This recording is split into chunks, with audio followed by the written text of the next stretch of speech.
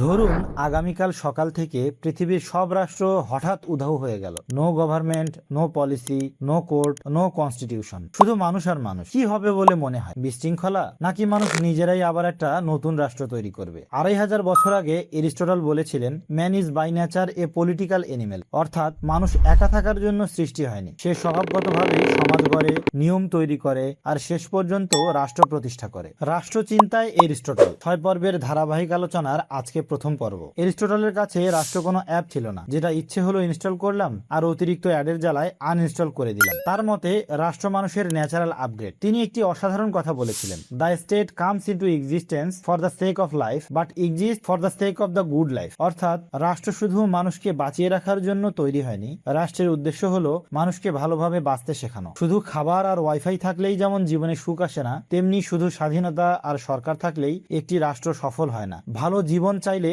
দরকার একটি ভালো রাষ্ট্র। তাই এরিস্টটলের কাছে প্রথমে পরিবার, তারপর গ্রাম, আর সেই গ্রামের পূর্ণাঙ্গ রূপই হলো রাষ্ট্র। কারণ তিনি মনে করতেন রাষ্ট্র মানুষের সবচেয়ে বড় আবিষ্কার নয়, রাষ্ট্র মানুষের সবচেয়ে স্বাভাবিক পরিণতি। প্রশ্ন হলো, রাষ্ট্র যদি এতটাই স্বাভাবিক হয় তাহলে পরিবার কেন আগে তৈরি হলো, রাষ্ট্র কেন নয়?